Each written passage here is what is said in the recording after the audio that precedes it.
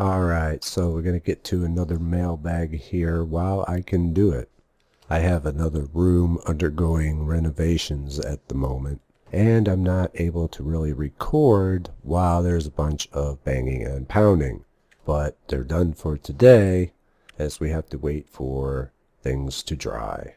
But they will be back tomorrow, so let's get into it.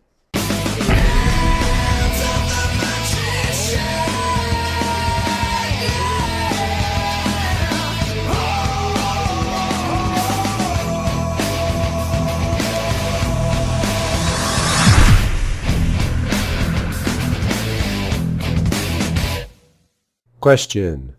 In the Robin Williams video, what program website did you use for the natal chart? Astro.com. Their website is a great resource, as you can look up pretty much any chart that you need in their extended chart section. So that's astro.com. Hi Xavier. I really want to thank you for your YouTube videos and for the Secrets of Wealth audios. It's awesome. You mentioned giving offerings to the spirits, food or cigars for example, but I don't understand if they don't have physical bodies, how they can be enjoyed. And if one of those spirits is addicted to red wine for example, can that spirit attach itself to a person and cause that person to be addicted to red wine?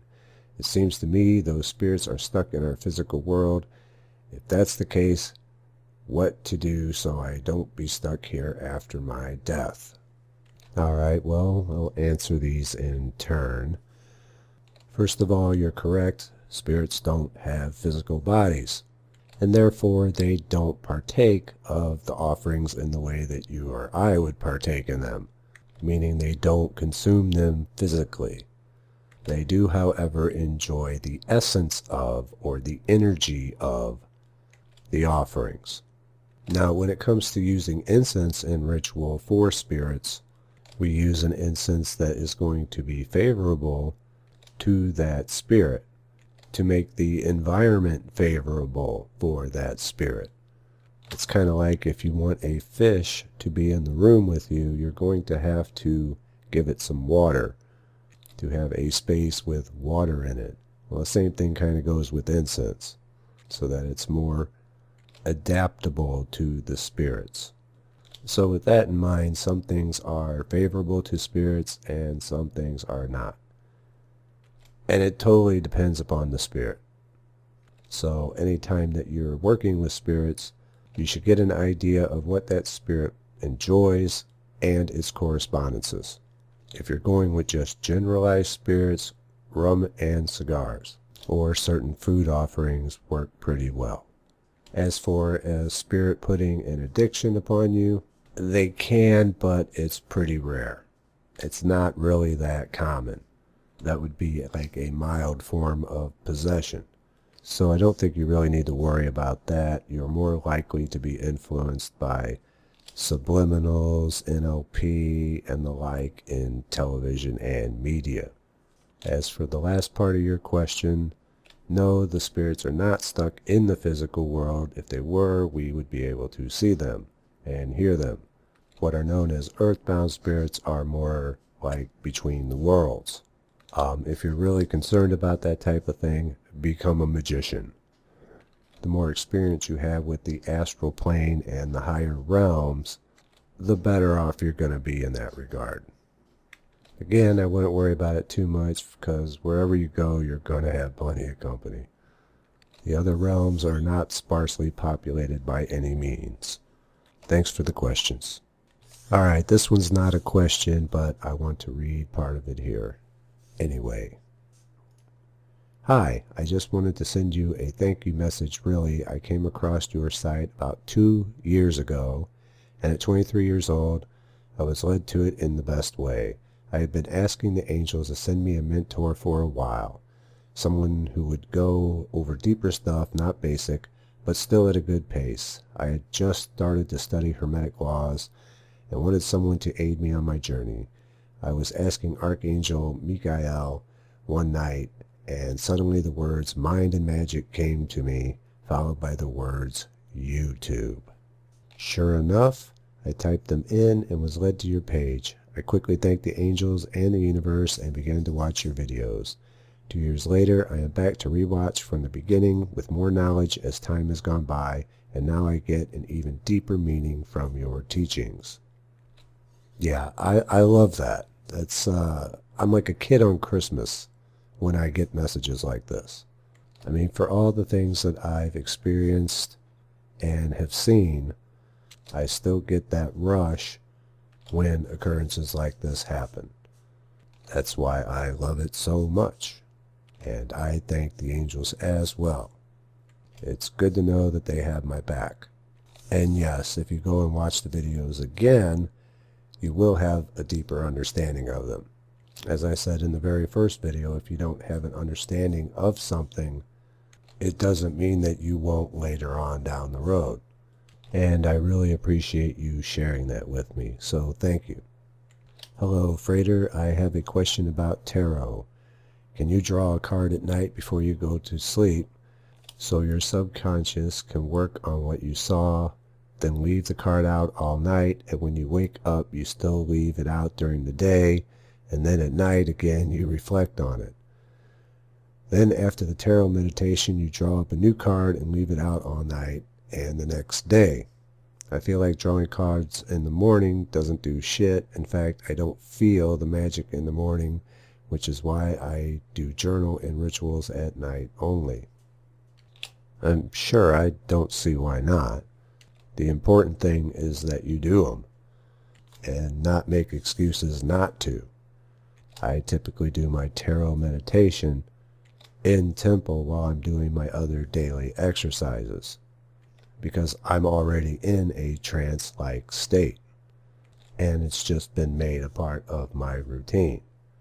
But I don't see any reason why you can't do them at night if you don't want to, or even your entire practice at night if you wish. As for leaving the card out, I typically do not, but again, that's entirely up to you. Go with what you feel works best, which you said is in the evening. That said, it's better for you to do them in the morning when you don't feel like it than to not do it at all. You know, with my busy schedule, I have to fit in my daily temple when I can. Sometimes it's in the afternoon, sometimes it's in the evening, sometimes it's at night. The important thing is that it's done. Thanks for the question. Have you written any books, papers? If so, please forward where to get them, please. Appreciate, amigo. Not yet. That may change, but as for now, I have no books or papers. Alright, here's another message of gratitude, and I'm going to start this one a little further down. One day I fell to my knees in tears, begging whoever was out there to please send me something. I wanted help and direction. I asked and received. I stumbled upon your channel 3 days later. After listening all day to your videos, I knew I received what I asked for. And that seems to be the theme of the day, as I've had other things happen earlier today that were along those same lines. And yeah, that's pretty much how it is. That's how it works. In fact, ritual magic is really just a formal way of asking to receive in a manner of perspective. But you don't need ritual magic to do it. The problem is that most people won't even bother to ask. The things you want in life that you're having trouble getting on your own, you need to ask for. And what a great message, you know, and I'm certainly being humbled by the spirits today, that people would be led to me for the help that they seek. As I said, you'd think I'd be used to it by now, but, you know, it still kind of blows my mind. I just love the synchronicity of it all, how everything just works and fits together. And thank you so much for sharing that. Alright, this one's so long and full of questions that I'm just going to have to summarize here and at least answer the most pressing ones. This is someone who lives in Greece with the economic turmoil going on. He went into the army through mandatory conscription, mandatory service, and then a lot of his family members grew ill and started dying, including his father, who he was most affected by. At one point he states that he has a limited understanding how the power of his thoughts can have on his reality. But I'm going to say that if you know that they do, you have a better understanding than most. Because most people do not even have the concept of that at all. He says that just before his father died, he went through emotional and spiritual turmoil and wonders if he subconsciously knew it was going to happen and how that can be. And yes, it's possible because we're all connected through the subconscious mind. Think of your subconscious mind as having a telephone line and wired to everybody else's subconscious. Or better yet, a portal, a wormhole, if you will. There are no secrets to the subconscious. And that is the part that is connected to everyone. Our conscious minds aren't connected to other people. It's through the subconscious, through the divine. When his father was sick, he wondered about the impact his thoughts would have upon the outcome. He banished and rejected the negative thoughts, but thinks he also accepted the possibility of him dying, and wants to know what type of impact his thoughts could have upon the outcome, or even his father's thoughts would have upon the outcome. As I teach in Manifesting Reality, the outcome that you feel is the most likely to occur. The key word being feel is given the most weight. And this is why faith, absolute certainty, is so important and so powerful. Because you're focusing everything upon only one outcome and excluding all other possibilities. When you go back and forth in your mind between different outcomes, you're scattering the energy between those outcomes. And the one that's going to be given the most weight is the one that's given the most emotion. You could sit there emotionless, focusing on an outcome for 5 hours, and it could be all undone by focusing on another outcome for 5 minutes with emotion, because the emotion is adding force to form and giving it weight. That which is given the most weight is what materializes. It's what manifests. This is why it's so important to go through mental and emotional training, which is what you do when you are becoming a magician. In the elemental grades during Earth, we take care of our physical needs, our body, our finances, our health. Air, we learn to control our thoughts. In the elemental grade of water, we learn to control our emotions. And then in fire, we learn to control our actions and direct our will. And by training in these areas, we are able to do and perform effective magic.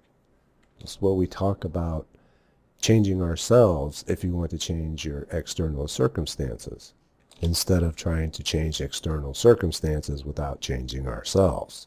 He also wants to know if his father's thoughts could have an effect on the outcome. Well, certainly. He wants to know if it's a good idea practicing magic when there's so much chaos going on in his life. In my opinion, that's the best time to do magic. Because one, it will help stabilize and ground you. And two, if you can start practicing magic and continue while everything's chaotic, then there's really no time that you can't do magic. The normal times will seem easy.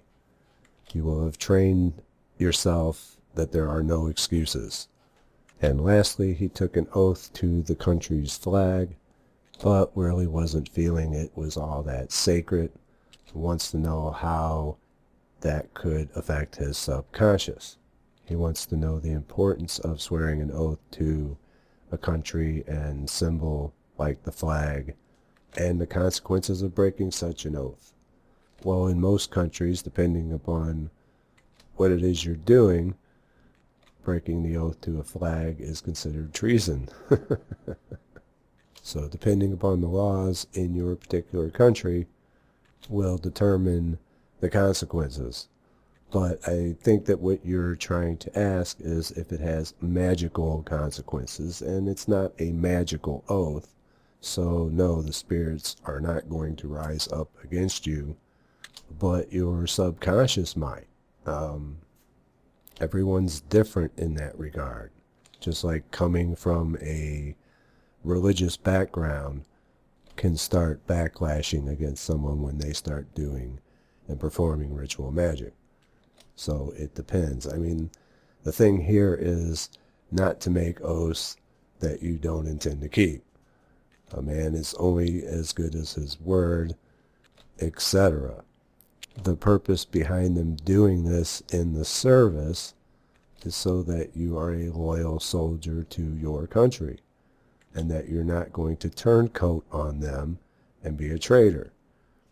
So as long as you're not planning on going AWOL, defecting, or siding with the opposition, I think you'll be okay.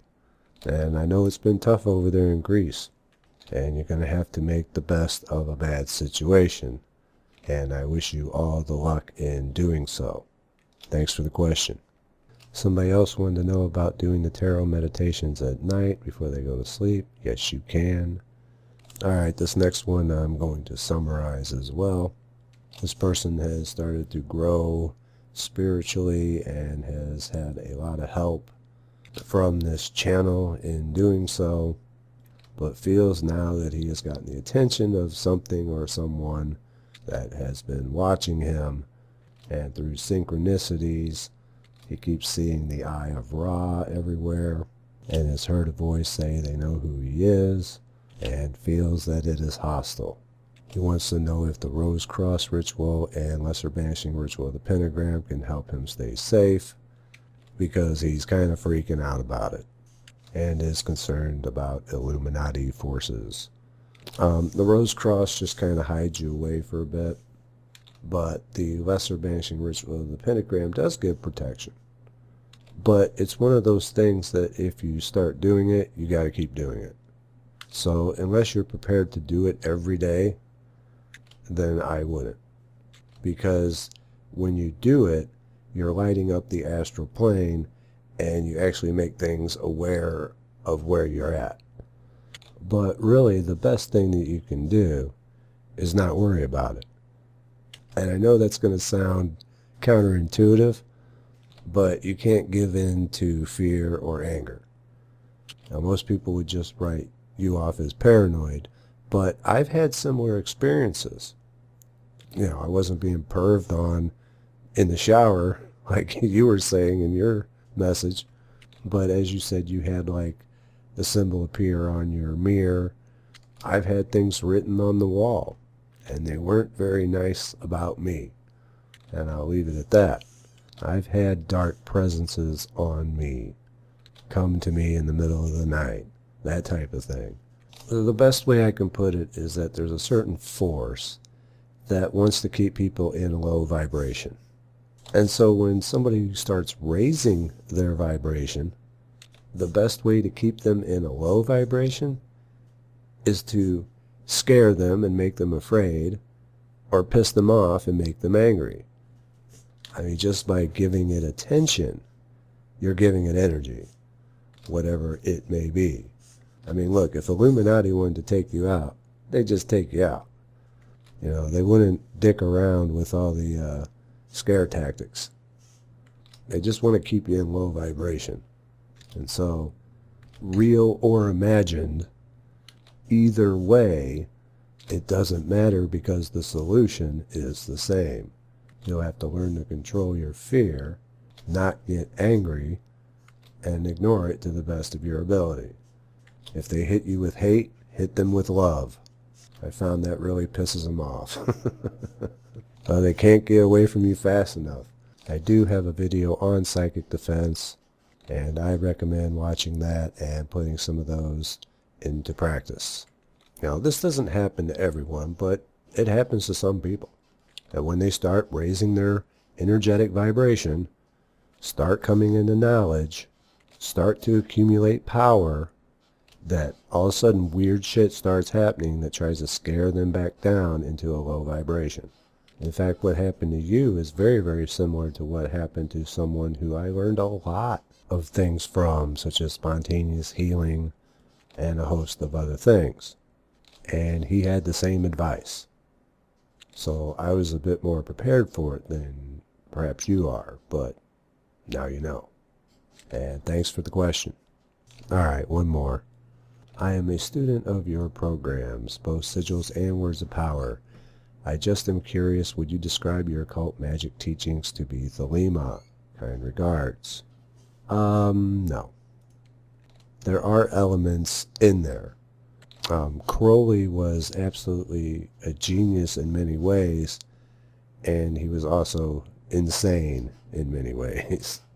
I would put my teachings more as, a hodgepodge of what works. And my own understanding of these things are through my own experience. And it's not any one doctrine that is proven to be the only and absolute way, or has given me the meanings to things. I do far better extracting my own meaning from my own experiences and drawing my own conclusions. But there are certain practices that would be considered Thelemic in nature. If I had to have a label, I would just say that I'm Hermetic, and then branch out and borrow things from the different groups surrounding Hermeticism.